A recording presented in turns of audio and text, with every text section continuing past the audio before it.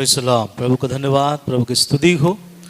आज के दिन प्रभु ने हम सबों को उसकी उपस्थिति में ले आया। मेरा 4-5 दिन से मेरा तबीयत ठीक नहीं है।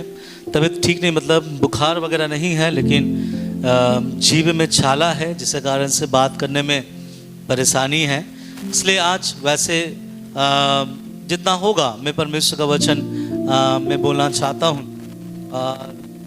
कल बहुत ज़्यादा था, आज भी है, फिर भी प्रार्थना कीजिए ताकि मैं बोलने समय कोई दिक्कत परेशानी ना हो, सही से मैं बोल सकूं। हम मिल के निकालेंगे प्रभु का वचन मत्ती रचित सुसमाचार उसका 13 अध्याय और उसका 18 वचन से 23 वचन हम निकाल के पढ़ें। मत्ती रचित सुसमाचार उसका 13 अध्याय उसका 18 वचन से लेकर उसका 23 वचन तक निकाल के पढ़िएगा। उसमें क्या लिखा है?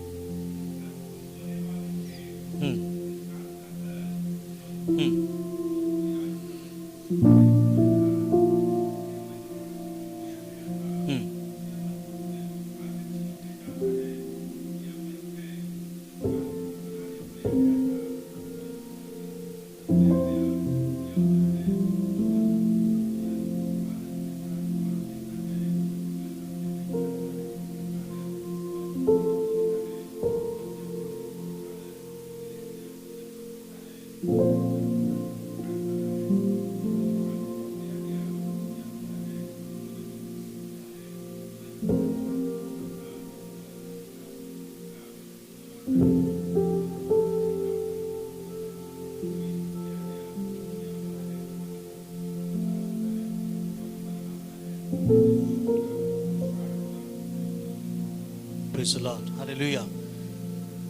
सबसे जरूरी बात यह है कि जब हम लोग विश्वास में होते हैं, ध्यान से सुनिएगा। मैं शायद इतना स्पीड में मैं आज नहीं बोल पाऊंगा। मैं स्लोली आप लोगों को कुछ बातें परमेश्वर के वचनों को मैं आपके मन में मतलब अंदर ढालना चाहता हूँ। हम जब परमेश्वर में होते हैं या फिर जब हम यीशु मसीह के नाम से जब हम विश्वास करते हैं, हमारे जीवन में होना क्या चाहिए पता है? हमें और आपको, उन हर मसीहों को एक फलवंत मसीह बनना बहुत क्या है, ज़रूरी है। जैसे यहाँ नीचे क्या लिखा गया मालूम है? यहाँ नीचे सबसे 23 वचन में ऐसा लिखा गया है कि और फल लाता है। और फल कैसे ले आता है? वहाँ कुछ बातें लिखी हुई। कैसा लिखा हुआ है? कोई 100 गुना, कोई 60 गुना, कोई 30 गुना ले आता है।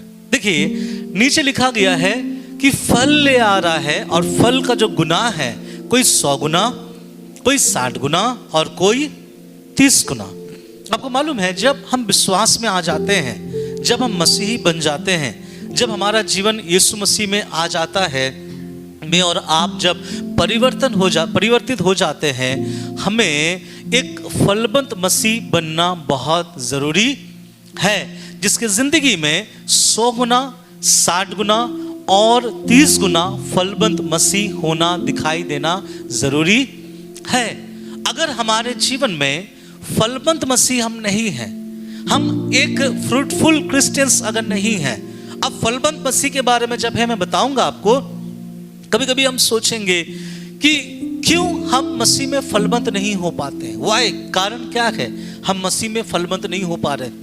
और ये बात यीशु मसीह को पता था। ध्यान से सुनिएगा, ये बात यीशु मसीह को पता था कि हर एक विश्वासी जिसके लिए मैं स्वर्ग छोड़कर इस दुनिया में आया, अपना जीवन दिया, अपना खून दिया, अपना प्राण दिया। क्यों दिया मालूम? परमेश्वर हमारे लिए अपना खून, प्राण, आत्मा जो प्रभु इस दुनिया में आके हमारे लिए उंडेल दिया। क्यों यीशु मसीह ने ये चीज दिया? ताकि उसके लोग, मसीह के लोग जो मसीह पर विश्वास करते हैं, वे क्या हो जाए, फलवंत हो जाए। आपको मालूम होना चाहिए प्रभु का वचन में ऐसा लिखा गया है कि तुम जाओ और जाके क्या ले आओ, फल ले आओ।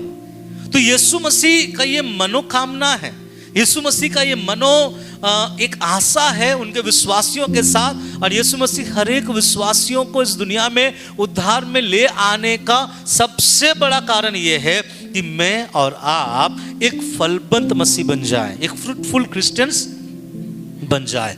और हमारे अंदर फल कितना दिखाई देना चाहिए?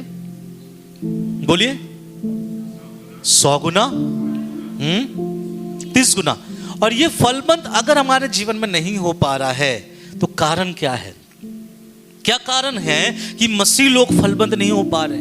क्या कारण है मसीह लोग 60 गुना, 30 गुना और 100 गुना के कैटेगरीज में या फिर उसके दायरे में नहीं आ रहा? इवन ऐसा हो रहा है कि वे फलबंद नहीं हो पा रहे, वे आशीषित नहीं हो पा रहे, उनके जीवन से फल दिखाई नहीं दे पा रहा है। और इसका जो कमी है, जो घटी है, इसीलिए ये वचन को यीशु मसीह ने वचन में मत्ती रचित सुसमाचार में रखा है। एक्चुअल में मत्ती रचित सुसमाचार 13 अध्याय जब 18 वचन से हम पढ़ते हैं, यहाँ पर होता ये क्या मालूम है?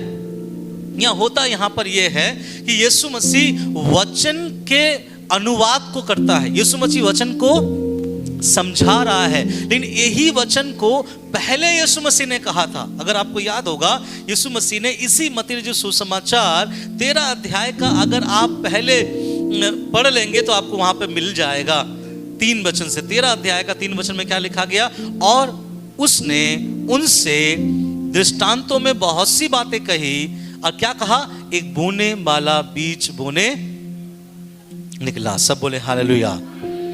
अभी जो 13 अध्याय के 1 वचन से यीशु मसीह समझा रहा है, यीशु मसीह बोल दिया देखो एक बोने वाला बीज बोने के लिए निकल गया। और मैं आपको शॉर्ट में बताऊं, प्रभु यीशु मसीह ने वहां 4 भूमि के बारे में उल्लेख किया। पहला भूमि मार्ग के किनारे वाला भूमि, दूसरा भूमि पथरीली वाला भूमि, तीसरा भूमि झाड़ियों वाला भूमि और चौथा भूमि जिसके बारे में बाइबल बताती है कौन सा भूमि? बोलिए अच्छी भूमि। मेरे पीछे बोलिए, मार्ग के किनारे वाला भूमि, पथरीली वाला भूमि, झाड़ियों से घिरा होने वाला भूमि और अच्छा भूमि। ठीक है, मैं ये वचन जो आज को बता रहा हूं, मैं आपको बता दूं, ये वचन अगर आज आप मन में ले लेते हैं ना, मैं आपको बताऊं आपके जीवन के बहुत सारे बंधन टूट जाएंगे, बहुत सारे रुकावट हट जाएंगे। आपको मालूम है मुझे आज बहुत तकलीफ है, बात करने में बहुत दिक्कत है। मैं कल शाम से मैं थोड़ा मतलब बोलते हैं ना, मैं मेरे प्रभु से थोड़ा नाराज था। मैं बोला क्या प्रभु, मैं आपका वचन बोलने के लिए मैं तैयार हूं लेकिन मैं बोल नहीं पा रहा हूं, मेरे जीव में इस तरह का प्रॉब्लम है। मैं उल्सन को सुबह बोला कि भाई आप संदेश तैयार करना। उल्सन ने संदेश भी तैयार किया और जब मैं यहाँ पे आया मेरा मन नहीं मान रहा था कि नहीं मैं इस वचन से बातें करूं। मैं उल्सन से कहा तुम्हें वचन बोलने का जरूरत नहीं है, मैं बोलूंगा, हालांकि दिक्कत है इसके बावजूद। क्यों मालूम है? जब ये वचन में पढ़ रहा था ना, इसमें से एक रहस्य मुझे परमेश्वर ने दिया, एक विशेष बात प्रभु ने मुझे समझाया जो मैं आपको समझाना चाहता हूं कि क्यों मसीह लोग फलबंद नहीं हो पा रहे, क्यों मसीह लोगों के जीवन में फल दिखाई नहीं दे रहा है, क्यों मसीह लोग केवल मसीही बन के रह गए लेकिन उसके जीवन में कोई भी फल दिखाई नहीं दे रहा है, ना तो 100 गुना, ना तो 60 गुना, ना तो 30 गुना। इसका कारण क्या है मालूम है? ये 4 भूमि में छिपा हुआ रहस्य है जो हम कई बार पढ़े हैं, कई प्रचारकों के द्वारा हमने सुना है, कई बार हमने समझा है। लेकिन मैं विश्वास करता हूं कि आज जो सुनेंगे अगर आप समझ जाएं, अपने जीवन में ले ले, तो आपके जीवन में परमेश्वर कई बंधनों को क्या कर सकता है? बोले तोड़ सकता है। हालेलुया। तो यीशु मसीह ने विश्वासी या मसीही लोग क्यों फलबंद नहीं हो पा रहा है, इसके कारण प्रभु यीशु मसीह अपने लोगों को समझाने के लिए 4 भूमि का क्या लिया? उदाहरण लिया। यीशु मसीह ये वचन इसलिए लिया कि लोगों को समझा पाए कि क्यों परमेश्वर के लोग फलबंद नहीं हो पा रहे हैं। चर्च आ रहे हैं, बपतिस्मा ले रहे हैं, प्रभु भोज खा रहे हैं, दुआ में हैं, प्रार्थनाओं में हैं, उपवास में हैं, लेकिन इसके बावजूद परमेश्वर के लोग फलबंद नहीं हो पा रहे हैं। लेकिन इसलिए यीशु मसीह ने कहा बेटा ये 4 भूमि के बारे अगर तुम अपने आप में समझ लो तो शायद तुम्हारी जिंदगी के उन बंधनों को जो अब तक नहीं टूटा है मैं क्या कर दूंगा? तोड़ दूंगा। अब मैं आपको एक एक करके भूमि बताऊंगा, ठीक है? 4 भूमि है। मैं फिर से आपसे पूछना चाहता हूं क्या है सबसे पहले वाला भूमि, दूसरा भूमि, तीसरा भूमि और चौथा भूमि अच्छी भूमि। हालेलुया। ताकि आपको याद हो जाए अब देखिए, इसके बारे में यीशु मसीह ने 13 अध्याय 1 से लेके पहले इस बातों को कह दिया था, लेकिन फिर से यीशु मसीह 13 अध्याय के 18 वचन से बाद में फिर से ये बातें चेलों को बता रहा है। किसको बता रहा है? चेलों को, बड़े पास में आकर चेलों को समझा रहा है। और शायद चेले पूछे होंगे, प्रभु आप जो वहां पे जो आप बीज बोने वाले की बातों को आप कहे हैं, थोड़ा अच्छे से समझाइए कि हम लोग भी क्या कर पाए, समझ पाए। तब प्रभु ने उसको समझाया। आज मैं भी आपको समझाना चाहता हूं, और एक क्वेश्चन मार्क, एक प्रश्न चिन्ह अपने दिमाग में रखिएगा कि क्यों मसीह लोग फलबंद नहीं हो पा रहे हैं। देखिएगा, एक बहुत गंभीर बात है। चर्च आ रहे हैं, लगातार आ रहे हैं, दुआ में हैं, उपवास में हैं, फास्टिंग्स में हैं, दान दे रहे हैं, दशवांश दे रहे हैं, प्रभु में बढ़ रहे हैं, लेकिन उनका जीवन फ्रूटफुल नहीं है, उनका जीवन आशीषित नहीं है, उनके जीवन में फलदायक बातों को देख नहीं पाते हैं। और इस कारण से प्रभु चाहता है कि परमेश्वर के लोग फलबंद हो जाए, फल से भर जाए। और अब प्रभु शुरू कर रहा है, मैं आपको भी इसको बताना चाहता हूं क्या कारण है। इसका एक प्रश्न चिन्ह अपने मन में रखिएगा, मैं कारण बताने जा रहा हूं, ठीक है। अब पढ़िए उस फिर से 18 वचन से क्या लिखा है। हाँ सुनो, अब आप लोग भी सुनो। बोने वाले का दृष्टांत का जो मेन अर्थ है, जिसके लिए प्रभु ने बताया है कि क्यों मसीह लोग, विश्वासी लोग फलबंद नहीं हो पा रहे हैं, इसका कारण क्या है। बहुत सिंपल कारण, लेकिन हम इसे भूल जाते हैं, समझते नहीं हैं। अब पढ़िएगा 19 वचन से, ध्यान से सुनिए। जो कोई राज्य का वचन सुनकर नहीं समझता, उसके मन में जो भी कुछ बोया गया था उसे वह दुष्ट आकर छीन ले जाता है, या वही है मार्ग के किनारे। आपको मालूम है, मार्ग के किनारे बोया जाने वाला बीज का जो दृष्टांत प्रभु समझा रहा है, इसका मतलब क्या है। सबसे पहली वाली बात यह है कि कोई भी जब बीज बोता है वो मार्ग के किनारे नहीं बोता, क्योंकि उनको मालूम होता है मार्ग के किनारे बोने का मतलब यह है कि जो व्यक्ति इस बीज को लेकर मार्ग के किनारे बो रहा है, इसका मतलब वो केयरलेस है। क्या है? केयरलेस है। अभी एक बात बताइए, आप अपने घर में बैगन लगाते हैं, आप अपने घर में टमाटर लगाते हैं, आप अपने घर में गुलाब का पेड़ लगाते हैं, सब बगान के अंदर लगाते हैं या आपके बगान के बाहर लगाते हैं? बगान के अंदर लगाते हैं। और बगान के अंदर लगाने का मतलब आपका यह है कि मैं अगर ये बीज को लेके, इसको लेकर मैं अगर मैं घर के बाहर लगाऊं तो शायद बकरी आकर उसे चट कर जाएगा, शायद कोई जानवर आके उसे खा डालेगा, शायद कोई चीज उसे रौंद डालेगा और मेरा मेहनत सब बेकार हो जाएगा। इसलिए हम सब इस बात को जानते हैं कि मेरा बोने वाला बीज अगर फलबंद होना है तो उसको ऐसे जगह पे बोना है जो सही और सटीक जमीन हो। कभी भी आप में से कोई व्यक्ति को अगर बीज दिया जाएगा, मुझे ये विश्वास है आप उस बीज को लेकर सड़क के किनारे नहीं बोओगे।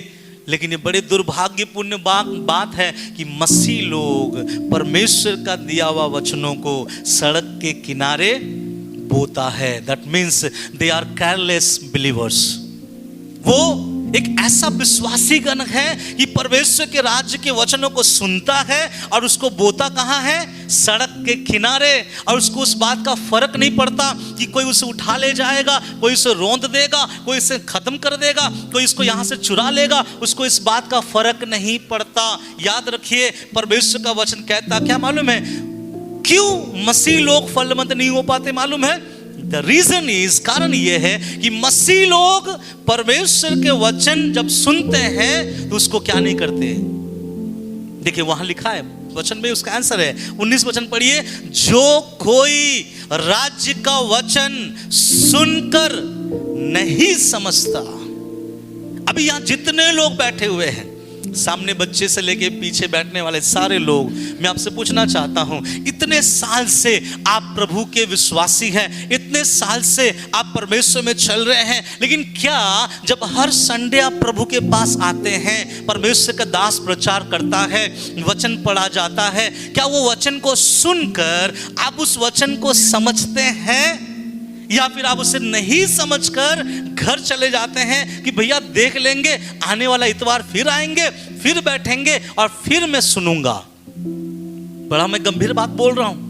मैं आपको बताना चाहता हूं क्यों हम मसीह में आशीषित नहीं हो पा रहे। मालूम है, चर्च आने से कोई आशीषित नहीं होता, याद रखिएगा। आपके दान दशवान से पास्टर का मन पिघल सकता है आपके ऊपर, लेकिन परमेश्वर का नहीं पिघलेगा। आपके अच्छे बातों से आपका बगल वाला पड़ोसी अपना धन दौलत आपके नाम कर सकता है, लेकिन परमेश्वर अपना आशीष आपके नाम नहीं कर पाएगा। क्यों मालूम है? परमेश्वर एक बात कहता है कि बेटा, क्यों तेरे जीवन में मेरा फल दिखाई नहीं दे रहा है? कारण यह है, राज्य का वचन जब बोला जाता है, जब मेरा दास प्रचार करता है, जब तुम लोग यूट्यूब के द्वारा सुनते हो, जब परमेश्वर के सेवक आकर तुमको परमेश्वर के वचनों को जब बताता है, तुम उसे सुनकर क्या नहीं करते? समझते नहीं। अभी आप बोलोगे, पास्टर जी कलीसिया में सब थोड़ी ना परमेश्वर का वचन समझता है। तो मैं बोलूंगा फिर कलीसिया क्यों है?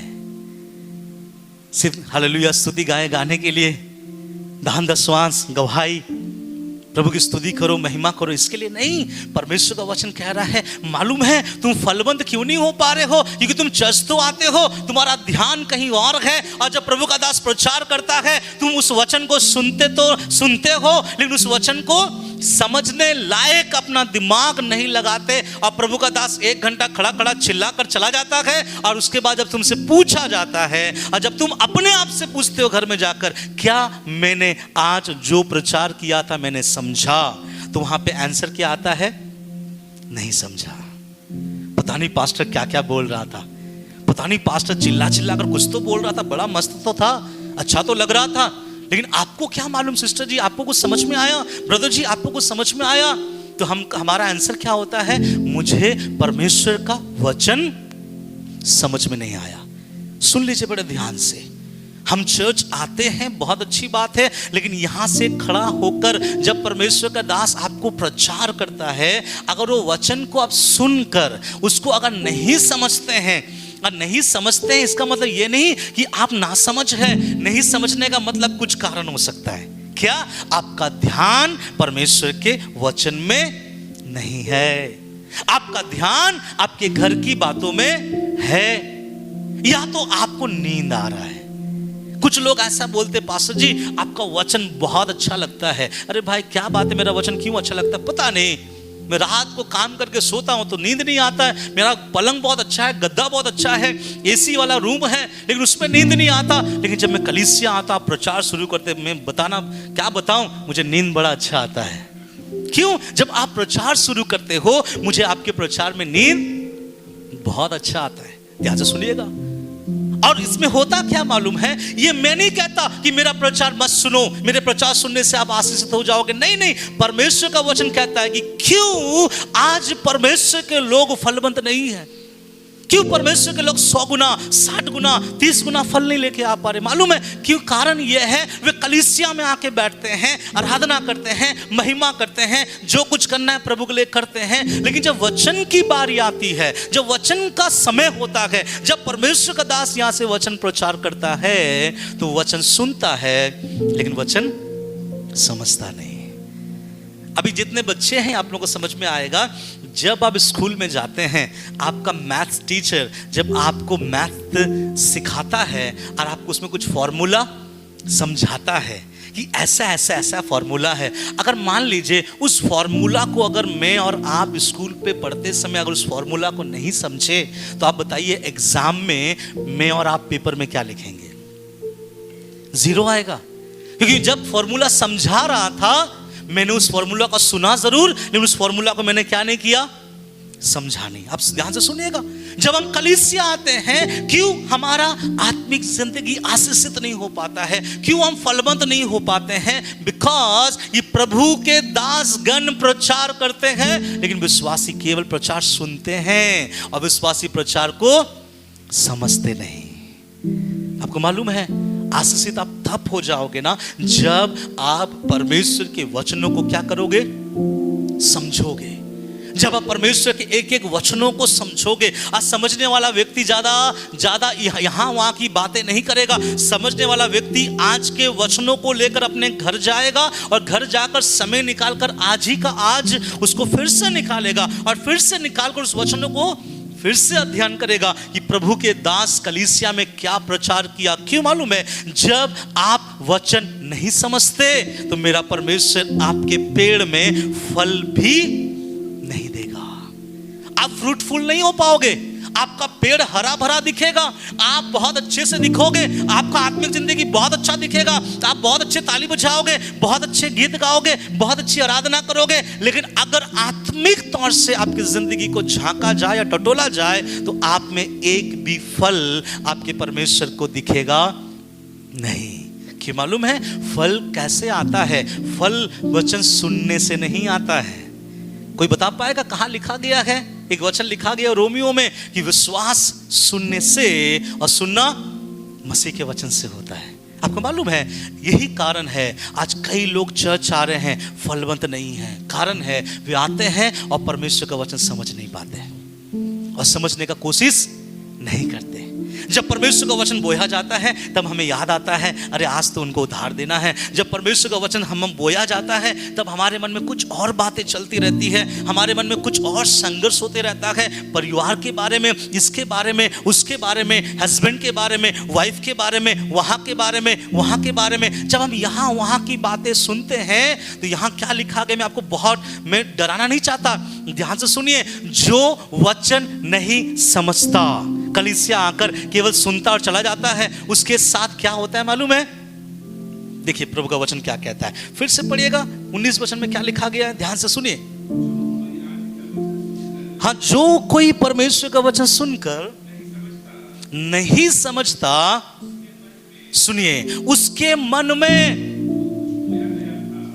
इसका मतलब अगर आप में से कोई इस कलीसिया में है, ध्यान से सुनिए, जो वचन सुन रहे हैं, मेरे आवाज का आप पे कानों तक आ रहा है क्योंकि बहुत लाउड है, लेकिन आप सुन रहे हैं, अगर आप परमेश्वर का वचन नहीं समझ रहे हैं, इससे पहले आपके मन में जितना भी वचन बोया गया था, जो प्रभु के दास आपके मन में वचनों को बोया था, यूट्यूब के द्वारा, फलाना प्रभु का दास, उस प्रभु के दास के द्वारा, या खुद भी जब आप प्रभु के वचन पढ़ते समय वचनों को आपके अंदर जो आप ढाल के रखे थे ना, जब आप वचनों को नहीं समझते तो जितना भी वचन आपके अंदर है वो सब वचन को चुराने के लिए कोई आ रहा है। और वो कौन है?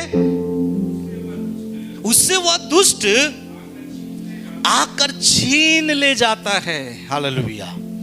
मेरे बातों को समझ में आ रहा है आप लोग को? बहुत एक आशीषित वाला वचन है।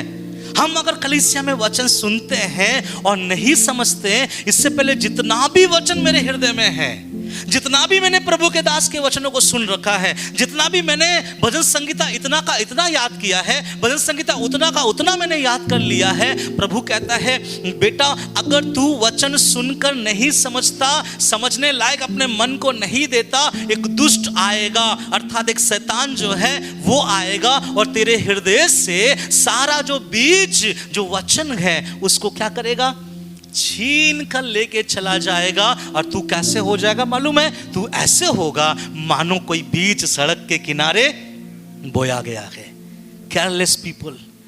प्रभु का वचन हमें और आपको मजबूत बनाता है। याद में आपको पिछले सप्ताह ही प्रभु के वचन के बारे में बता रहा था कि प्रभु का वचन क्या क्या कर सकता है। मालूम है जब हम परमेश्वर का वचन कलीसिया में जब सुनाई देता है, हमारा ध्यान यहाँ वहाँ होता है, मुझे फर्क नहीं पड़ता क्योंकि मैं वचन प्रिपेयर करके आया हूं और वचन को मुझे जो बोलना है मुझे बोलना है। फर्क आपको पड़ेगा, आपके आत्मिक जिंदगी को, आपके पारिवारिक जिंदगी को, आपके फैमिली लाइफ को, आपके पर्सनल लाइफ को, आपके फाइनेंशियल लाइफ को, आपके जिंदगी में फर्क पड़ेगा। और आप कलीसिया लाखों बार आने के बावजूद आपके जीवन में फल नहीं दिखाई देगा। क्यों? अगर आप लाखों बार पास्टर से प्रार्थना भी करवा लेना, कुछ नहीं होने वाला, क्योंकि वचन ही है इंसान को फलवंत करता है, मेरा प्रार्थना नहीं।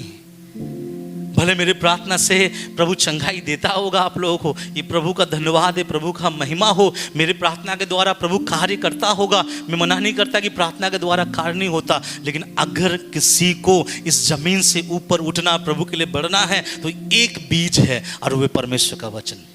समझना पड़ेगा, हमको जानना पड़ेगा कि ये वचन का मतलब क्या है। तो भी मैं सोचता हूँ कि आपको समझ में आ रहा है कि हम क्यों परमेश्वर में फलवंत नहीं हो पाते। रीजन, क्योंकि सुनते तो है लेकिन समझते नहीं है। आप में से ऐसा कोई भी व्यक्ति होगा, मैं आपको मतलब हजारों रुपया दे सकता हूं, अगर बोलोगे नहीं पास्टर जी मुझसे तो ऐसा नहीं होता, मैं आपको एक मूवी दिखाऊंगा, चाहे वो 2.5 घंटे का हो, 3 घंटे का हो, और मूवी देखने के बाद आप जैसे रूम से बाहर आओगे, मैं आपसे पूछूंगा कि मूवी में स्टोरी क्या था।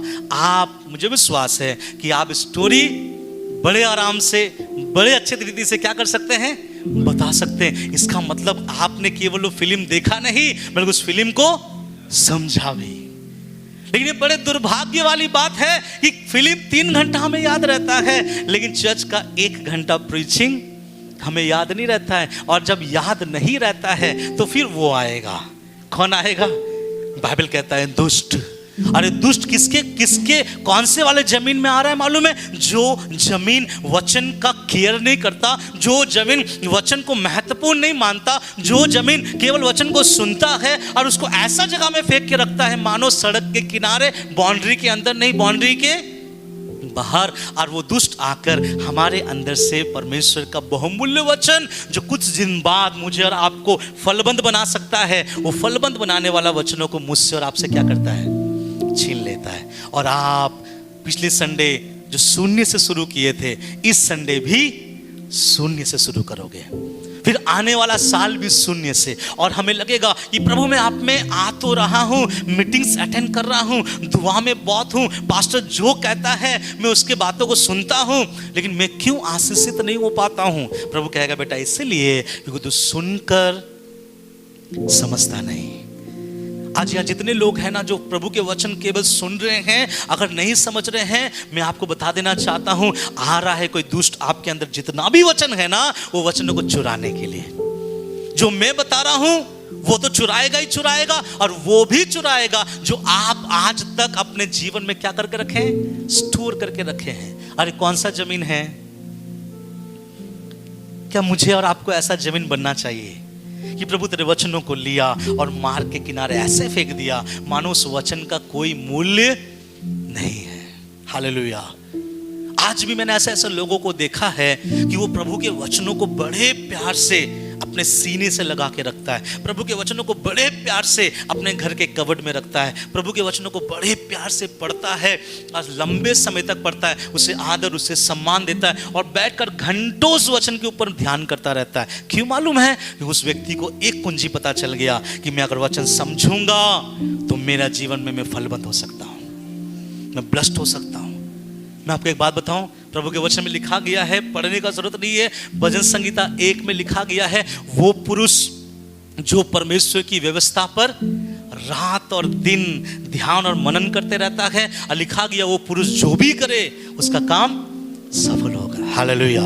हम कैसे सफल होंगे, कैसे हम फ्रूटफुल हो जाएंगे? मालूम है, हमको समझना है केवल कलीसिया आने से नहीं चलेगा। कलीसिया में सुना गया परमेश्वर का, जब दास प्रभु का वचन को बोला जाता है, झपकी अगर आ रहा है, मारो एक झापड़ अपने मुंह पे, बोलो हे झपकी दूर हो जा, क्योंकि अगर तेरे नींद को मैं ले लूं ना तो मेरा जीवन आशीषित नहीं हो सकता। अगर आपका ध्यान भटक रहा है, कान मोड़ो अपने मन का और बोलो ध्यान को परमेश्वर के वचन में रखो, क्योंकि अगर मैं आज मिस कर गया तो मैं जीरो में आया था और यहां से जीरो बनकर ही घर जाऊंगा। नथिंग, ना मैंने कुछ, मैं जो भरने के लिए आया था मैं भर नहीं पाऊंगा। याद रखिएगा, परमेश्वर का वचन सुनते समय उसे क्या कीजिए, समझे। जब मैं परमेश्वर का वचन पढ़ता हूं, मैं जब भी कोई मीटिंग्स में जाता हूं, मैं मेरे बेटियों को मेरे पास में नहीं रखता, मैं मेरे वाइफ के हाथ में देता हूं। एक रीजन ये है, मुझे कोई भी प्रभु का दास प्रचार करे डिस्टर्बेंस पसंद नहीं। मैं मेरे बच्चों को, मेरे वाइफ को बोलता हूँ तुम संभालना, और उन लोगों को बोल देता मेरे पास मत आना। क्यों? मुझे परमेश्वर का वचन बड़े ध्यान से क्या करना है, सुनना। चाहे वो कोई बच्चा बोले या कोई बड़ा बुजुर्ग या कोई छोटा पास्टर या कोई बड़ा पास्टर, बोलने वाला वचन सामर्थ्य परमेश्वर का है और वो मेरे जिंदगी को 100 गुना फल ला सकता है। हालेलुया। तो क्यों हम फलबंद नहीं होते? क्योंकि हम उस बीज को लेते हैं, सड़क के किनारे फेंकने का मतलब क्या है? सुनते हैं लेकिन समझते नहीं है। कैसा लगा? बहुत अच्छा लगा। केवल ऐसा बोलने से नहीं होगा, लेकिन आपको बोलना है कि मैंने वचन को सुना और मैंने वचन को क्या कर लिया? समझा। इसलिए ना मुझे लगता है जब जब आप प्रभु के वचनों को सुनो, घर जाओ, पर्सनली उसे अध्ययन करो, फिर से निकालो, पेपर निकालो और प्रभु से बोलो, प्रभु जितना तेरे दास ने मुझे समझाया है वहां से आगे तू मुझे समझा, ताकि मैं इस वचन पे कितना गुना फल लेके आऊं? 100 गुना। मालूम है, इसलिए प्रभु के लोग आशीषित नहीं हो पाते, क्योंकि वचन सुनते हैं और वचन समझते नहीं है। दूसरा भूमि में मैं जाना चाहता हूं, पढ़िएगा उसके आगे में क्या लिखा गया, 20 वचन सुनिए। जो पथरीली भूमि पर बोया गया या वह है जो वचन सुनकर तुरंत आनंद के साथ मान लेता है, पर अपने में जड़ ना रखने के कारण वे थोड़े ही दिन का है। जो वचन के कारण क्लेश या उपद्रव उस पर आता है तो तुरंत ठोकर खाता है। देखिए दूसरा भूमि, मैं पहला भूमि बता चुका हूं जो मार्ग के किनारे में गिरा। अब दूसरा भूमि, ये परमेश्वर यीशु मसीह कहता है, देखो एक और तरह का भूमि है जिसमें लोग फलवंत नहीं हो सकते। तब यहां प्रभु ने कहा एक और भूमि है, और इस भूमि का नाम यीशु ने कहा, ये कौन सा भूमि है? पथरीली भूमि। इसको मैं थोड़ा ऐसे समझा कि वहां आधा भूमि और आधा पत्थर है। समझ रहे मेरे बातों को? पथरीली भूमि किसे बोला जाता है? जहां आधा भूमि और आधा गिट्टी और पत्थर है। इसका मतलब परमेश्वर का वचन आपके अंदर तब तक फलवंत नहीं हो सकता जब तक आप भी आधा आधा है। समझ में आ रहा है? आज भी कलीसिया में कुछ लोग आते हैं पथरीली भूमि लेकर, देखने में मांस और शरीर है, लेकिन उसका हृदय कैसा भूमि है? पथरीली भूमि का मतलब क्या समझाऊंगा? पथरीली भूमि मतलब है भैया आधा में दुनिया की तरफ और आधा प्रभु की तरफ। आधा में दुनिया के रीति रिवाज करूंगा और आधा यीशु मसीह के रीति रिवाज को करूंगा। आधा मैं दुनिया की बोलियों को बोलूंगा और आधा मैं यीशु मसीह के बोलियों को बोलूंगा। इसके बारे में प्रभु यीशु मसीह ने पौलुस के द्वारा कहा कि तुम स्वर्गदूतों की बोलियां बोलते हो, लेकिन अगर तुम्हारे अंदर प्रेम नहीं तो तुम ठनठनाता हुआ पीतल और झंझनाता हुआ झांझ हो। वहां लिखा गया है अगर मैं स्वर्गदूत की बोलियां बोलूं और अपना प्राण दे दूं, अपने शरीर को जला दूं, मुझे क्या लाभ होगा? प्रभु कहता है कुछ लाभ नहीं होगा। मेरे बातों को समझेगा। यहां प्रभु का वचन क्या बोल रहा है मालूम है? पथरीली भूमि का मतलब है आधा पत्थर और आधा मिट्टी। क्या हम में से ऐसा कोई यहां है? कोई ऐसा यहां बैठा हुआ है जो अपने जीवन को ऐसा महसूस करता है, हाँ ये वचन तो मेरे लिए है, मैं आधा संसारिक हूं और आधा परमेश्वर में हूं, मैं आधा संसारिक जैसा बातें करता हूं, आधा परमेश्वर के लोगों जैसा बातें करता हूं, मैं आधा संसार की तरह बोलता हूं और आधा प्रभु के लोगों को जैसा बोलता हूं। प्रभु कहता है पथरीली भूमि में भी बीज बोया गया, और जब बीज बोया गया, बाइबल कहता है पथरीली भूमि का सबसे अच्छा पहचान ये है, वे लोग तुरंत विश्वास में आ जाते हैं। कैसे आते हैं? तुरंत। जैसे आप परमेश्वर का वचन उसको बताओगे ना, वो हर संडे, हर इतवार, हर शनिवार, हर मीटिंग में, हर प्रार्थना में, दान दशवांश में, सारे चीजों में बहुत अच्छा होगा और हम आपस में बात करना शुरू हो जाएंगे। देखिए वो विश्वासी कितना अच्छा है, हर मीटिंग में आता है, बेटा थोड़ा ठहर जा, भैया थोड़ा ठहर जा। हो सकता है कि वो पथरीली वाला भूमि वाला जगह है।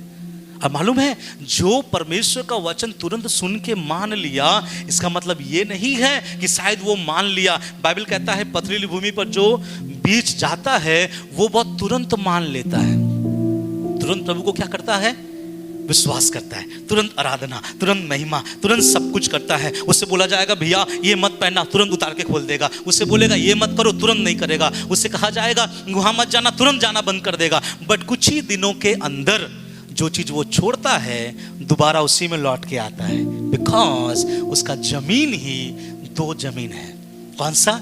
पत्थर और मिट्टी से भरा पड़ा हुआ है। प्रभु कहता है ये लोग बहुत जल्दी विश्वास करेंगे, लेकिन इनके अंदर एक चिन्ह दिखाई देगा कि ये जड़ नहीं पकड़ेंगे। क्या नहीं पकड़ेंगे? जड़ नहीं पकड़ेंगे। उसके अंदर जड़ नहीं दिखेगा। मालूम है जड़ पकड़ने वाला व्यक्ति किसे कहा जाता है? जो परमेश्वर के वचनों में जड़ रखता है। वो कैसा दिखेगा? बाइबल कहता है अगर वचन के कारण उपद्रव भी उस पर आया तो वो कैसा दिखेगा? वो एक ही जगह स्थिर दिखेगा। हालेलुया, सब बोले हालेलुया। हम लोग यहां विश्वासी जितने लोग बैठे हुए हैं, क्या आप ऐसा बोल सकते हैं मैंने मेरे ये परमेश्वर के लिए कभी भी मैंने संसार के साथ कॉम्प्रोमाइज नहीं किया, कभी भी मेरे रिलेटिव्स के साथ मैंने कॉम्प्रोमाइज नहीं किया, कभी भी मेरे अन्य जाति भाई बहनों के साथ मैंने कॉम्प्रोमाइज नहीं किया? ऐसे आप बोल सकते हैं? या फिर आप बोलोगे कि नहीं पास्टर जी कभी कभी तो हम कॉम्प्रोमाइज कर लेते हैं, कभी कभी हम उसके बातों को भी मान लेते हैं क्योंकि उसको भी खुश करना है और आपको भी खुश करना है। कुछ लोग ऐसा है, कुछ लोग ऐसा गवाहियों को ही बोलते हैं। मैं क्या बताऊं, कभी मैं पर्सनली बताऊंगा आपको। तो यहां पर ऐसा बोला जाता है अगर परमेश्वर का वचन पकड़ने के बाद, सुनने के बाद उसमें क्या नहीं पकड़ते हैं? जड़ नहीं पकड़ते हैं, याद रखिए वो भूमि भी कभी 100 गुना 60 गुना और 30 गुना फल नहीं ला सकते। मैं बताऊं आप जड़ कैसे पकड़ोगे प्रभु के वचनों में? अरे जड़ तब ना ज्यादा निकलेगा जब आप उस बीज के ऊपर, उस जमीन में से पहले क्या हटाओगे? आप पत्थरों को हटाओगे। हमको फर्क नहीं पड़ता ये पत्थर है, मिट्टी है, भूसा है, काट है, कहीं भी परमेश्वर का वचन डाल लो। मानने से हुआ, संडे जाने से हुआ, आराधना करने से हुआ, प्रभु की महिमा करने से हुआ, ऐसा नहीं चलेगा मेरे प्रियो। परमेश्वर की उपस्थिति में अगर मैं और आप जा रहे हैं, मैं और आप अगर प्रभु की उपस्थिति में आगे भाग रहे हैं, ध्यान से सुनिए प्रभु का वचन कहता है उस भूमि में पत्थर और मिट्टी रहेगा। तो वो भूमि को अच्छा बनाना है तो उसमें से क्या दूर करना है और क्या रखना पड़ेगा? आंसर आप लोगों को मालूम है। तो इसलिए उस भूमि में लिखा गया है बहुत जल्दी पेड़ उग जाता है, वो बहुत जल्दी विश्वास करेंगे, बहुत जल्दी प्रभु को मानेंगे। लेकिन अगर वचन के कारण उस परिवार में, उस व्यक्ति में, उस अंकल में, उस आंटी में, उस भाई में, उस बहन में अगर वचन के कारण कोई क्लेश आया, वो तुरंत उस वचन को छोड़कर उस व्यक्ति के सामने घुटने टेक देगा। वचन के कारण देखिएगा, हम मसीह लोगों के जीवन में जब भी कोई कारण आता है, किसका कौन सा कारण आता है? वचन के कारण। हमारा एक परिवार है, हमारा एक लोग है जो अलग रीति में चलते हैं। चलते हैं कि नहीं चलते? आपका परिवार एक अलग रीति में चलते हैं। जब आप उसके साथ वो काम करने के लिए मना करते हैं, क्यों मना करते हैं? क्योंकि वहां एक परमेश्वर का वचन है। आज जब वचन के कारण आपको लगता है एक छोटा सा वचन के कारण मेरा परिवार के साथ अनबन हो जाएगा, छोटा सा चीज नहीं छूने के कारण मेरे परिवार के साथ में बहुत गड़बड़ी हो जाएगा, चलो कोई बात नहीं, वचन को थोड़ा साइड कर देते हैं। प्रभु माफ करना, तू तो मेरे लिए मारा गया, गाड़ा गया, फिर से आने वाला है, थोड़ा आंख बूंद लेना और मैं थोड़ा सा मेरे परिवार के साथ क्या करने जा रहा हूँ? कॉम्प्रोमाइज करने जा रहा हूँ। और जब हम कॉम्प्रोमाइज करते हैं, प्रभु कहते हैं तेरा जड़ अभी तक नहीं पकड़ा गया। इसलिए प्रभु के लोग नहीं बढ़ पाते। चर्च आ रहे हैं लेकिन दाना गिरा रहे हैं रोड के बगल में। कलीसिया आ रहे हैं लेकिन जमीन आधा पत्थर और आधा मिट्टी का है। संसार यहाँ वहाँ बीच में। मुझे ऐसा सुनने में आया कि हमारे IIT में स्प्रिंग फेस्टिवल होता है। कौन सा फेस्टिवल? Spring festival. अच्छे अच्छे सिंगर्स वहाँ पे आते हैं। कौन आया है मैं उसका यहाँ से प्रमोट नहीं करना चाहता। अच्छे अच्छे सिंगर्स जो फिल्म में गाता है वहाँ भी। आपको मालूम है मैंने अपने व्हाट्सएप स्टेटस में देखा उन लोगों को जो लोग कलीसिया में लॉर्ड वी लव यू, हम आपको आराधना करते हैं, आपकी महिमा करते हैं, आपकी प्रशंसा करते हैं, आंसुओं के साथ रोने वाले जो कलीसिया में बैठ के रोते हैं, और वो वहां जाकर किसी और के गीतों में क्या करते हैं? कमर को हिलाते हैं, कूदते हैं, नाचते हैं, आके बोलते हैं वाह मजा आ गया, कल नाइट शो बहुत अच्छा था। हम में से कोई गया था क्या वहां पे? मैं पूछना चाहता हूं, अगर हम ऐसा चलेंगे, अगर हम ऐसा करेंगे, तो इस वचन के आधार पे मैं बोलना चाहूंगा, आपका भूमि अभी तक कौन सा भूमि है? पथरीली भूमि है, जहां से आपको पत्थरों को अलग करना जरूरी है। अगर आप मुझसे पूछोगे कि आपको गाना पसंद नहीं है, आप पूछोगे कि वो सिंगर आपको पसंद नहीं है, तो मैं कहूंगा मुझे पसंद है। वो गाना कौन नहीं सुनना पसंद करेगा, लेकिन मैं उस गाने के प्रति अपने आप को झुकाऊंगा नहीं, क्योंकि हम परमेश्वर के लोग हैं, हमारा टेस्ट अलग है, हमारा चॉइस अलग है। क्या आप बोलोगे पास्टर जी आप नाच नहीं सकता उस गाने में? मैं बोलूँगा ज़रूर नाच सकता हूँ, लेकिन हम उस गाने में नहीं नाचेंगे भैया, क्योंकि हमारे अंदर से वो पत्थर कब का मैंने निकाल दिया है ना। मेरे बातों को समझ में आ रहा है आपको? लेकिन कुछ लोग तोड़े चले जाते हैं, कुछ लोग उसमें बहुत डूब जाते हैं। अरे वो सिंगर आया है, अरे वो आया है, ये नाम है, वो नाम है, इस फिल्म में गाया है, उस फिल्म में गाया है। और मसीह लोग भी वहां जाकर लाइन लगाकर इससे उससे बोल बाल कर जैसा तैसा करके पास अटेंड करके अपने आप को पास लगाकर वहां पे हम चले जाते हैं। और वो मीटिंग भी मतलब कलीसिया की मीटिंग को भी अटेंड करते हैं और उस स्प्रिंग फेस्टिवल वाले मीटिंग को भी अटेंड करते हैं। और परमेश्वर ऊपर से कहता है वाह। प्रभु क्या कहता है मालूम है? वाह, मेरे लोगों का सोच, मेरे लोगों का विचार देखो, इसलिए मेरा बेटी, इसलिए मेरा बेटा, तुम इसलिए फलवंत नहीं हो पा रहे हैं। क्यों मालूम है? कि तुम्हारे मिट्टी से अभी तक पत्थरों को तुमने नहीं निकाला। क्यों प्रभु ने इस वचन को किया है मालूम है? मैं बहुत आशीषित हुआ जब परमेश्वर का वचन को मैंने पढ़ा। मैं बोला प्रभु धन्यवाद कि आपने और भी गहराई में मेरे आंखों को आपने क्या कर दिया, खोला है। हम जड़ नहीं पकड़ पाते हैं, कलीसिया आते हैं, पास्टर के साथ अच्छा परिचय, बगल वाले के साथ भी अच्छा परिचय, लेकिन हमारा परमेश्वर के वचन में जड़ नहीं है। और जब जड़ नहीं होता है ना, तब बाइबल कहता है कि वो जो वचन तेरे अंदर बोया गया था वो कभी भी बढ़ नहीं पाएगा। हालेलुया। आप ऐसा मत सोचना कि आपके परिवार में से आप ही केवल विश्वास में आए हैं, आपके परिवार के बाकी लोग सब अन्य जाति है। मेरे परिवार में से केवल मेरा परिवार उद्धार में है, बाकी सब अन्य जाति है। जो चीज आपको फेस करना पड़ता है वो हम लोगों को भी फेस करना पड़ता है। जहां पर हम लोगों को लगता है जाना है, हम वहां जाते हैं। जहां लगता नहीं जाना है, परमेश्वर के वचन के लिए साफ मना करते हैं, प्यार से मना करते हैं कि हमको वहां नहीं जाना। क्यों मालूम है? मैं इसलिए उसके साथ मना करता हूं क्योंकि मुझे 100 गुना फलवंत होना है। हालेलुया। मुझे 60 गुना फलवंत होना है, मुझे 30 गुना फलवंत होना है। मालूम है, अगर आप उसको किसी दिन ना बोल दिए, अगर आप 100 गुना फलवंत हो गए, जब उसको जरूरत पड़ेगा ना, यही 100 गुना फलवंत वाला भाई जब दुआ करेगा, उसका जीवन में प्रभु काम करेगा। लेकिन हम समझते नहीं है, फलवंत नहीं हो पा रहे हैं। क्यों? क्योंकि हमारे जमीनों में पत्थर भी मिक्स है और वहां परमेश्वर का वचन बढ़ेगा तो जरूर, लेकिन जड़ नहीं पकड़ेगा। और लिखा गया है जब वचन के कारण क्लेश और उपद्रव आएगा तो वो व्यक्ति क्या खाएगा? ठोकर खाएगा। अर्थात वो व्यक्ति, वो भाई, वो बहन, वो परिवार, वो व्यक्ति कलीसिया छोड़ देगा।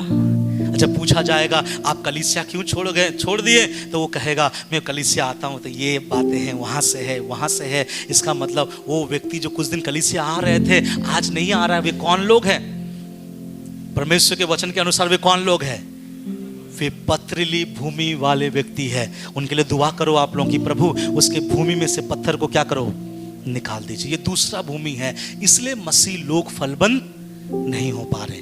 तीसरा एक भूमि है, पढ़िएगा उसका आगे क्या लिखा गया है। जो झाड़ियों में बोया गया यह वह है जो वचन को सुनता है पर इस संसार की चिंता और धन का धोखा और वचन को क्या करता है, दबाता है और वह फल नहीं ला पाता। हालेलुया। पहला भूमि सड़क के किनारे वाला, वो भी फलवंत नहीं हो पाया। दूसरा भूमि पथरीली भूमि, वो भी फलवंत नहीं हो पाया। अब तीसरा भूमि जो झाड़ियों से घिरा हुआ भूमि, बाइबल कहता है कि वो और फल नहीं लाता। क्यों? इस भूमि का प्रॉब्लम क्या है? इस भूमि में क्या होता है मालूम है? लिखा गया है यहां पर जो झाड़ियों में बोया गया यह वो है जो वचन को सुनता है। भैया बहुत सिंसियर लोग हैं, लोग वचन सुनेगा, पूरा सुनेगा, और वचन के बीच में हालेलुया वाला भी जब पंच लाइन आएगा तब भी कहेगा हालेलुया। ऐसे भी करेंगे और पास्टर को जोश भी आएगा कि क्या बात है, मेरे प्रचार को और ज्यादा बहुत मतलब ताकत मिल रहा है। क्योंकि ये लोग वचन को क्या करने वाले हैं? सुनने वाले हैं। ये सब वचन को सुनेंगे और पूरी सुनेंगे। लेकिन ये लोग वचन को सुनने के साथ साथ इनके जीवन में दो ऐसा रीजन आता है, दो ऐसा कारण आता है कि परमेश्वर का वचन नीचे आ जाता है, और इनके जिंदगी में आने वाला दो कारण परमेश्वर के वचन के ऊपर आता है। और दो कारण क्या है? अगर आप अंकल पढ़े, अगर आप लोग समझे तो बोलिए दो कारण क्या है? एक है चिंता, दूसरा है किसका? धन का माया। बोले डॉलर, हमारे यहां डॉलर तो चलता नहीं, यहां पैसा चलता है।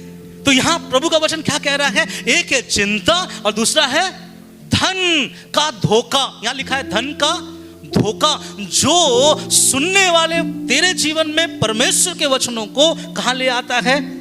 दबाता है। बहुत ध्यान से सुनिएगा, क्यों परमेश्वर के लोग फलवंत नहीं हो पा रहे हैं, क्यों परमेश्वर के लोग बढ़ नहीं पा रहे हैं? काफी वचन सुन रहा है, काफी आराधना करता है, सिंसियर है प्रभु के लिए, देने और करने में बहुत आगे है, इसके बावजूद परमेश्वर के लोग बढ़ क्यों नहीं पा रहे? मालूम है, क्योंकि उनके जमीनों में क्या है? झाड़ियां हैं। बोलिए झाड़ियां हैं। और जब झाड़ियों के बीच में परमेश्वर का वचन बोया जाता है, वे सुनता है और वो फलबंद भी होता है, मतलब वो अंकुर भी आता है, वो पेड़ भी बढ़ता है। लेकिन जब उसको पूरी बढ़ने का समय आता है तो उसके ऊपर झाड़ी, लोग उसको क्या करके रखा है? भैया ठहर जा, जहां तक तू बढ़ा वहीं तक बढ़ना, इससे आगे मैं बढ़ने नहीं दूंगा। और वो झाड़ियां क्या है? चिंता और धन का धोखा। इसको अगर सिंपल बोले तो चिंता और धन। आप बोलोगे धन कैसे परमेश्वर के वचनों को रोक सकता है? भैया धन में बहुत सामर्थ्य है। बाइबल का वचन परमेश्वर कहता है, बाइबल के वचन में लिखा गया है, इंसान दो स्वामियों की सेवा नहीं कर सकता। तो मैं जब नया बाइबल कॉलेज गया था, मुझे लगा कि अगर बाइबल ऐसा कहता है कि दो स्वामियों की सेवा नहीं कर सकता, इसका मतलब एक तो परमेश्वर होगा और दूसरा शैतान होगा। लेकिन मैं बड़ा दुखित हुआ, वचन आगे ऐसा लिखा गया कि इंसान परमेश्वर और, बोलिए ना, परमेश्वर और धन, मतलब परमेश्वर अपने सामने किसको रखा? शैतान का जगह ही नहीं वहां पे कौन है? धन। मतलब परमेश्वर कह रहा है मेरे जैसा सामर्थ रखता है कौन? धन। तो हम बोलेंगे कैसे प्रभु पैसा आपके जैसा सामर्थ रखता है? तो प्रभु कहेगा बेटा मैं बहुतों को मैं स्वर्ग ले जाता हूं, और ये धन बहुतों को नरक ले जाता है। देखिए धनवान होना गलत बात नहीं है, पैसे वाले होना गलत नहीं है। आपके पास बहुत पैसा होगा, बहुत अच्छा है, मेरे लिए भी अच्छा है कि मैं जाऊंगा तो आप अच्छा खाना खिलाओगे। प्रभु को पैसे वालों से प्रॉब्लम नहीं है। लेकिन बाइबल में लिखा गया है किसी किसी को धन का क्या हो गया है? धोखा। सब बोले धन का धोखा। ये प्यार वाला धोखा नहीं। कौन सा धोखा? ओके, अब मैं प्यार वाला धोखा जब बताऊंगा तब आपको समझ में आएगा कि धन का धोखा क्या होता है। कभी कभी कुछ लड़के और लड़कियां आपस में जब मिलते हैं, दोनों का आंख लगता है, फिर बोलते हैं ना कि लव एट फर्स्ट साइट, पहली नजरों में क्या हो गया? प्यार हो गया। लड़का सोचता है ये लड़की मेरे लिए परफेक्ट है, लड़की भी सोचती है ये लड़का परफेक्ट है, और दोनों प्यार में क्या होना शुरू हो जाता है? बढ़ना शुरू हो जाता है। लड़का तो अभी तक लड़की को प्रपोज भी नहीं किया, लेकिन उसके लिए घर बना लिया सपनों में, है ना, शादी का डेट भी फिक्स कर लिया, कौन सा चुन्नी पहनाएगा वो भी फिक्स कर लिया, और सब कुछ ऐसा होगा। जब प्रेम में वे आगे बढ़ते हैं, 1 साल 2 साल 3 साल, अचानक ऐसा मोमेंट आता है, आपको खबर लगता है कि आपको प्रेम करने वाली शायद किसी और को भी क्या कर रही है? प्रेम कर रही है। तब आपको जब पता लगता है, आपका हाथ आप पॉकेट में रहता है ना, यहां निकाल के वैसे करते हो, इसको क्या बोला जाता है? प्यार का धोखा। एग्जैक्टली यही है धन का धोखा। मतलब जो धन के पीछे भागते हैं परमेश्वर के वचनों को नीचे करके। यहां बोलना मैं ये चाहता हूं, धन मिलेगा नहीं, लेकिन धन का क्या आ रहा है? धोखा। इस भाई को बहन मिला नहीं मिला, वो किसी और को मिलने वाली है, शायद उसको भी ना मिले। लेकिन बोलना चाहता हूं धोखे का मतलब क्या है? ये दिल से चाहता है कि यहां काम करूंगा मैं बहुत आशीषित हो जाऊंगा, यहां जॉब ढूंढूंगा बहुत आशीषित हो जाऊंगा, अरे वचन बाद में, पैसा रहेगा तो सब कुछ रहेगा। तो प्रभु कहता है ऐसे ही कुछ जमीन है, ऐसे ही कुछ ऐसे बातें हैं जहां पे प्रभु के लोग वचनों को सुनते हैं, लेकिन चिंता और धन का धोखा परमेश्वर के वचनों को कहां लेके आता है? Praise the Lord। सुनिएगा ध्यान से। कुछ लोग ऐसा निर्णय लेते हैं, भले चर्च ना जाए लेकिन पैसा मिलना चाहिए, भले प्रभु की आराधना ना हो लेकिन पैसा मिलना चाहिए। मैं ये नहीं बोलना चाहता, प्रभु चर्च में जितने भी लोग हैं सबसे बोलना चाहूंगा, हम मसीही लोगों को पैसे वाला होना चाहिए, क्योंकि हमारे जीवन में हर एक जरूरतें हैं। और मेरा ये दुआ है, मैं दुआ में जब पर्सनली बैठता हूं बोलता हूं, प्रभु कलीसिया के हर एक व्यक्ति को आप पैसों से आशीषित करो। हम लोग फास्टिंग मीटिंग में भी प्रार्थना किए थे 2 विषय के लिए, प्रभु हमारे कलीसिया के विश्वासियों को आत्मिक रीति में आशीषित करना और धन में भी आशीषित करना। लेकिन मेरे विश्वासी प्रिय लोगों, ध्यान से सुनिएगा, धन कमाना बहुत अच्छी बात है, लेकिन क्या आप धन के धोखा के लिए परमेश्वर के वचनों को बढ़ने नहीं दे रहे हो? थोड़ा ध्यान से देख लो। आपकी चिंताएं, कलीसिया में हम आ रहे हैं और कलीसिया में आने समय जब प्रभु का दास प्रचार करता है, अपनी सारी चिंता छोड़ दो, परमेश्वर आपका ध्यान करेगा। लेकिन जब कलीसिया से बाहर जाता है ऐसे, प्रिस्टो आंटी क्या हुआ? बहुत चिंता पास्टर जी। तो मैं बोला, इतना देर जो चिल्ला के बोल रहा था, क्या किसका क्या फायदा? हम कभी कभी बोलते हैं, तुमको जो प्रभु का वचन में ऐसा लिखा गया है कि अपने शत्रुओं को क्या करो? माफ करो, माफी दो। कलीसिया में सुनते हैं प्रेज लॉर्ड, हालेलुया भी बोलते हैं। वहां से एक बार कॉल आता है, पास्टर जी आप ही के कलीसिया में हम दोनों आते हैं, वो सिस्टर 15 दिन हो गया मुझसे बात नहीं कर रहा है। हालांकि वो सिस्टर यहां से वचन सुनकर गया। जब हम जाके बोलते हैं, सिस्टर जी क्या हो गया आपस में, आप लोग क्षमा मांगिए। नहीं पास्टर जी, दिल में इतना चोट लगा है, माफ नहीं करेंगे, मर जाएंगे, नरक जाएंगे, जाना तैयार है लेकिन माफ नहीं करेंगे। मेरी बातों को समझ में आ रहा है? इसका मतलब लोग परमेश्वर के वचनों को क्या कर रहा है? दबा रहा है। लोग परमेश्वर के वचनों को दबा रहा है। किसके द्वारा?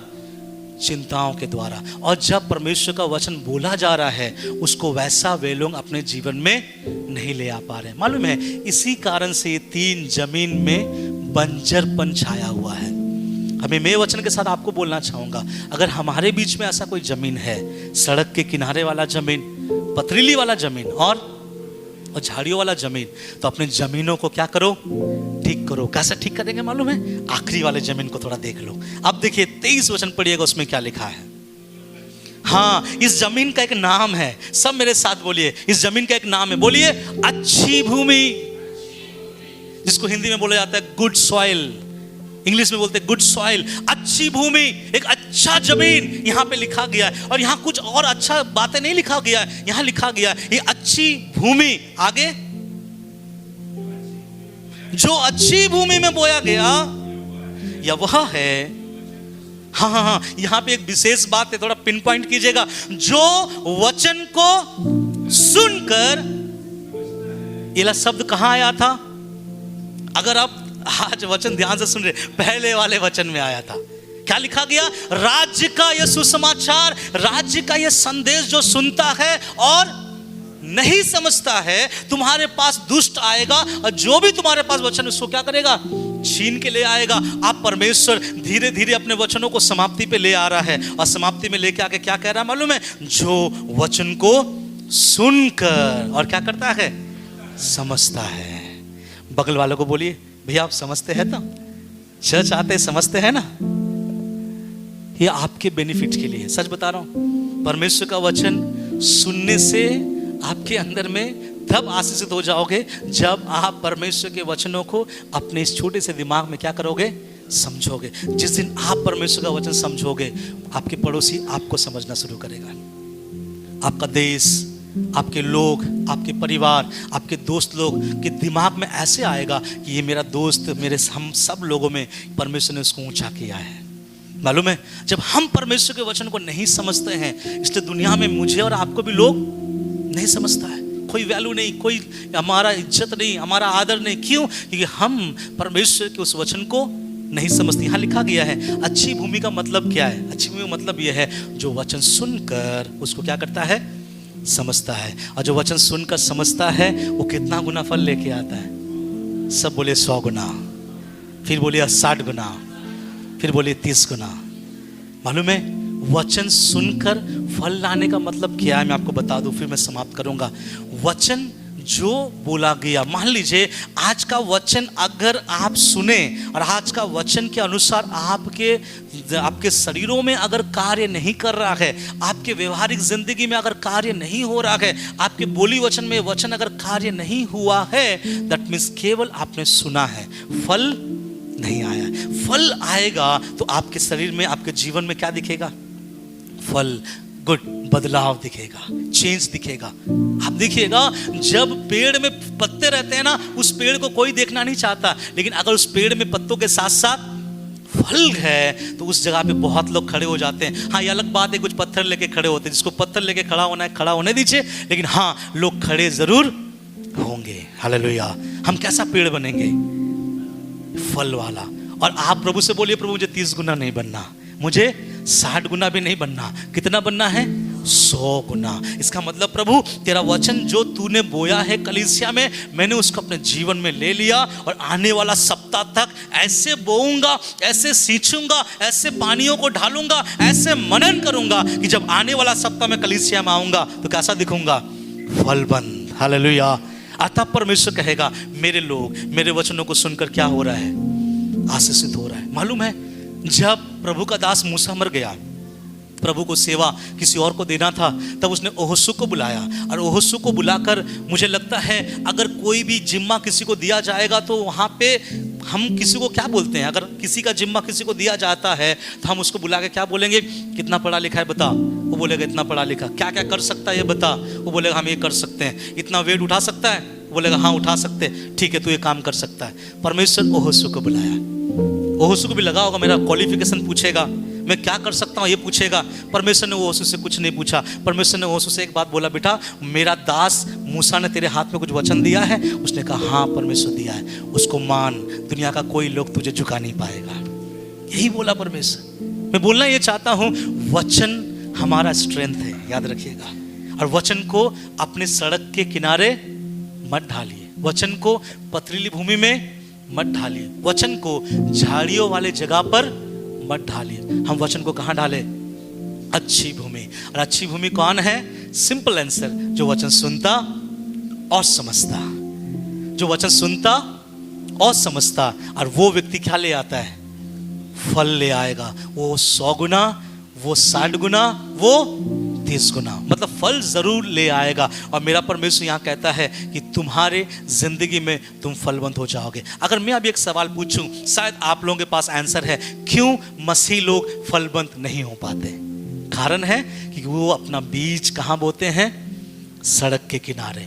वो अपना बीज पथरीली भूमि में बोते हैं, वो अपना बीज झाड़ियों के बीच में बोते हैं। लेकिन आप बोलिए, प्रभु मैं वो व्यक्ति हूं, मैं वो इंसान हूं, मैं आपका बीज लूंगा, बड़े इज्जत से, बड़े प्यार से कहां बोऊंगा? अच्छी भूमि में। हालेलुया। और फिर आप और हम सब क्या बन जाएंगे? फलवंत मसीह। हमारे पेड़ में केवल पत्ते नहीं दिखेंगे, बल्कि पत्तों के साथ साथ फल भी दिखेगा। एक आखिरी बात है बोलकर मैं खत्म करना चाहता हूं। मेरा यीशु एक दिन ऐसा जा रहा था, उसको भूख लगा, उसने पेड़ को देखा, फल नहीं मिला, उसने उस पेड़ को क्या कर दिया? सुखा दिया। क्या हम भी ऐसा चाहते हैं कि मेरे बगल से भी यीशु जाए और मुझे देखे और बोले, बेटा संजय तेरे जीवन में मुझे फल चाहिए? मैं बोलूँगा प्रभु रुके थोड़ा 2 मिनट देखता हूँ। बोले तेरे जीवन में फल नहीं है तो मेरा परमेश्वर मेरे जीवन में फल के लिए दोबारा मेरे सामने से नहीं जाएगा, बल्कि मुझे क्या कर देगा? आप लोग बोले क्या करेगा? सुखा देगा। हम सुखना चाहते हैं?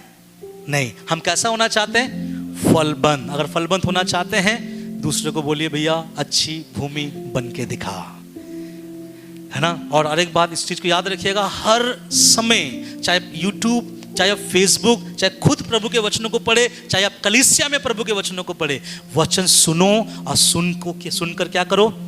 समझो, और देखो परमेश्वर आपको फलबंद बनाएगा।